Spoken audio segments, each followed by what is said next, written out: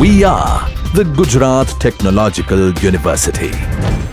Since its inception over a decade ago, GTU has been empowering young and curating minds to realize their true potential. Over 4 lakh inspired students are enrolled with one of the premier academic universities in India. With more than 450 affiliated colleges in its fold operating across 5 zones of the state, GTU, the International Innovative University, your place to move forward.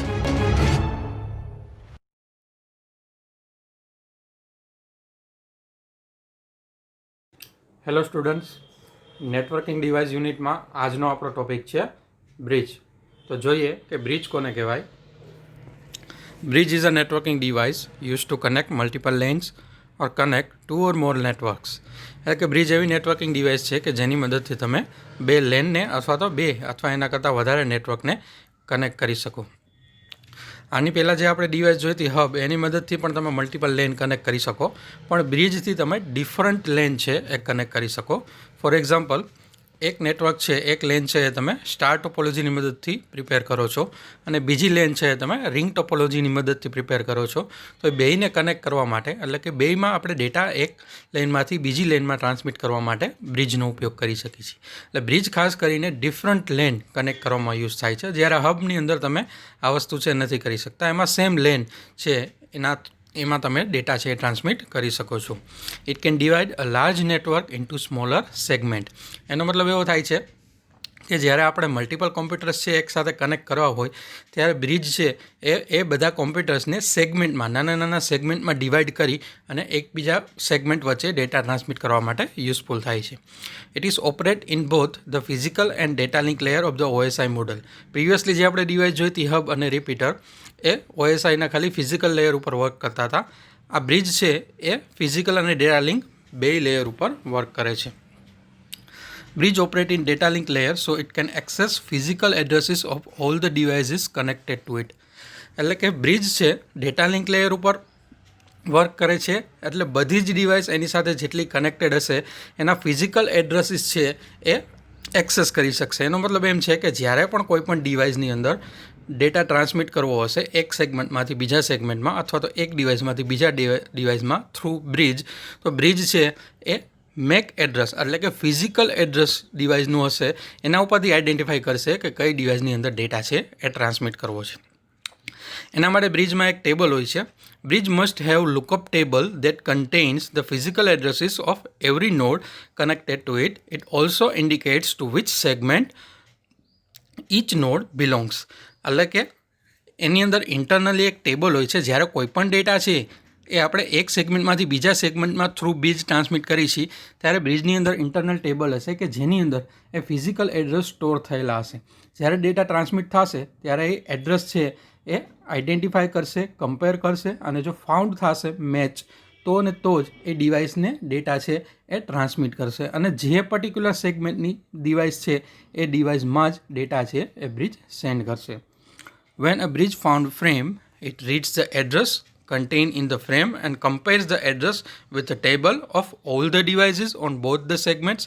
When the bridge finds correct match, it finds to which segment the station belongs and send to the frame only on that segment. તમને જેમ કીધું એમ કે પહેલાં એ શું કરશે, એ make address છે એ identify કરશે, found કરશે, પછી એને ટેબલ સાથે કમ્પેર કરશે. જો મેચ ફાઉન્ડ થશે તો જ બ્રિજ છે એ ડેટા છે એ ટ્રાન્સમિટ કરશે એક સેગમેન્ટમાંથી બીજા સેગમેન્ટ, અને કોઈ પણ સેગમેન્ટમાં ટ્રાન્સમિટ કરશે. પર્ટિક્યુલર કઈ ડિવાઇસનો ડેટા છે ત્યાં જ બ્રિજ છે એ ટ્રાન્સમિટ કરશે. Function of bridge. અહીંયા તમને બ્રિજનું ફંક્શન થ્રુ ફિગર છે એક્સપ્લેન કરેલું છે કઈ રીતે.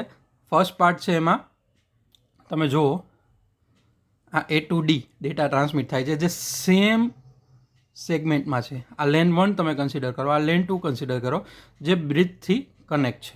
ઓકે, પણ A to D ડેટા જે ટ્રાન્સમિટ થાય છે એ સેમ લેનમાં A અને D બે ડિવાઇસ છે. એનો મતલબ છે કે અહીંયા તમારો ડેટા જે ટ્રાન્સમિટ થશે A to D, અહીંયા બ્રિજ સુધી ડેટા પહોંચશે, પણ બ્રિજ આઈડેન્ટિફાઈ કરશે કે ડિવાઇસ A અને ડિવાઇસ D બે સેમ સેગમેન્ટની છે, તો આ સેગમેન્ટની અંદર ડેટા ટ્રાન્સમિટ કરવાની જરૂર નથી.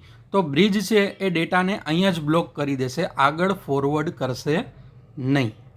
કારણ કે એ અને ડી બે ડિવાઇસ છે એ ક્યાંની છે? સેમ સેગમેન્ટની છે. એટલે કે બ્રિજ છે એ ટ્રાફિક કંટ્રોલ કરવા માટે પણ યુઝફુલ થાય છે. જેમ કે સેમ સેગમેન્ટની, એટલે કે આ રીતે સેમ સેગમેન્ટની કમ્પ્યુટર હશે તો એ બ્રિજ થ્રુ ડેટા છે એ પાસ નહીં થવા દે, અહીંયા બ્લોક કરશે. આ એક એનો એડવાન્ટેજ છે બ્રિજનો, કે એ ડેટા ફિલ્ટર કરી શકે છે, બ્લોક કરી શકશે. કારણ કે એ ટુ ડી એક જ સેગમેન્ટમાં જ્યારે કોઈ પણ કમ્પ્યુટર હોય છે ત્યારે બીજા સેગમેન્ટમાં ડેટા પાસ કરવાની જરૂર હોતી નથી. હવે આપણે જોઈએ જે બીજું એક્ઝામ્પલ આપેલું છે એની અંદર, આની અંદર લેન 1 અને લેન 2 છે. એમાં કમ્પ્યુટર એ ટુ કમ્પ્યુટર જી ડેટા ટ્રાન્સમિટ કરવાના છે.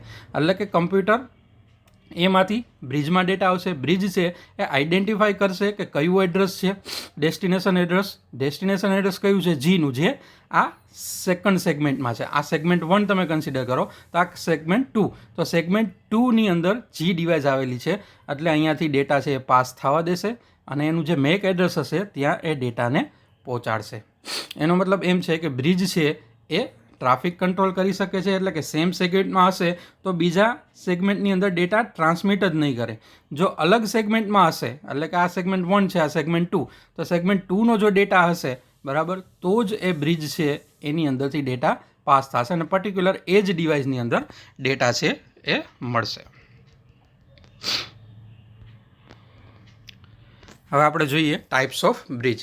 સિમ્પલ બ્રિજ અથવા તો સ્ટેટિક બ્રિજ, મલ્ટીપોર્ટ બ્રિજ, અને થર્ડ ટાઈપ છે ટ્રાન્સપરન્ટ બ્રિજ અથવા તો એને ડાયનેમિક બ્રિજ પણ કહી શકાય. Simple bridge. હવે સિમ્પલ બ્રિજ છે, એક્સપ્લેનેશન તમારી સ્ક્રીન ઉપર આપેલું છે. હું 1 બાય 1 પોઈન્ટ છે રીડ નથી કરતો, હું તમને ખાલી સિમ્પલી સમજાવું છું કે સિમ્પલ બ્રિજ હશે તો એની અંદર બધા જ જે મેક એડ્રેસીસ છે એ તમારે મેન્યુઅલી બ્રિજની અંદર એન્ટર કરવા પડશે. સપોઝ કે તમે 5 ડિવાઇસ કનેક્ટ કરો છો અથવા તો 10 ડિવાઇસ કનેક્ટ કરો છો બ્રિજ થ્રુ, તો તમારે શું કરવું પડશે? 1 બાય 1 તમારે મેક એડ્રેસ છે એ સ્ટોર કરવા પડશે. અને જ્યારે કોઈ પણ ડિવાઇસ છે એ તમે એડ કરો છો અથવા રિમૂવ કરો છો ત્યારે એ ટેબલ છે એ તમારે મેન્યુઅલી મોડિફાઈ કરવું પડશે. એટલે સિમ્પલ બ્રિજ છે એની અંદર સેમ ટ્રાફિક છે એ કંટ્રોલ થશે, બટ ટેબલ છે એ તમારે મેન્યુઅલી એડ અને રિમૂવ કરવું પડશે. અને સિમ્પલ બ્રિજ અથવા તો સ્ટેટિક બ્રિજ છે એની મદદથી તમે ખાલી બે જ સેગમેન્ટ, એટલે કે બે જ લેન છે એ કનેક્ટ કરી શકો છો.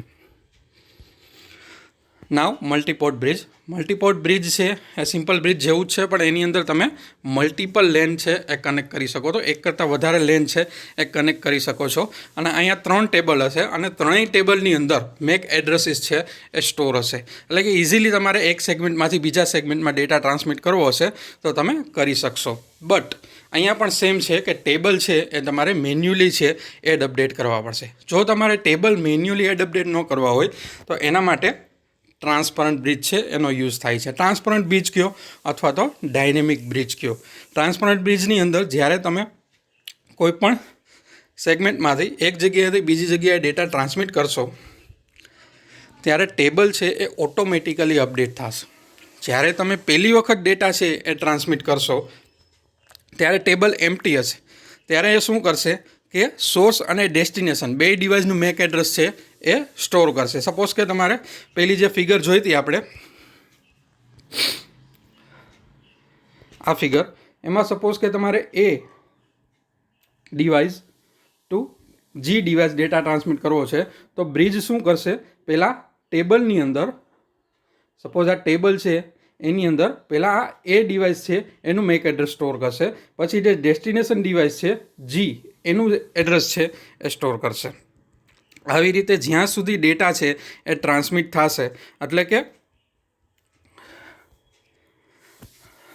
આ પોઈન્ટ જુઓ, for every station it max entry in a table. Last point જુઓ બધા.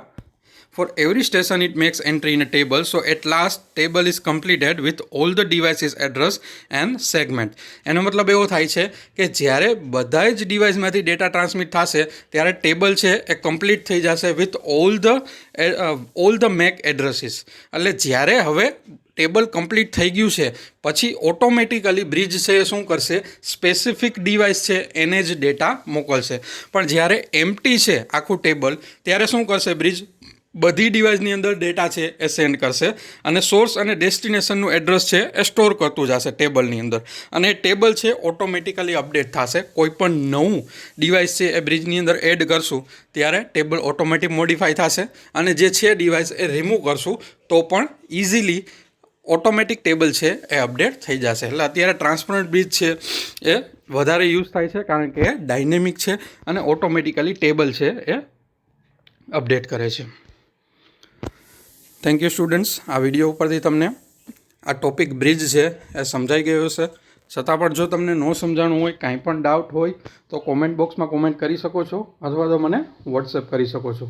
Thank you student. અને બીજો એક મેસેજ કે stay home, stay healthy. Thank you.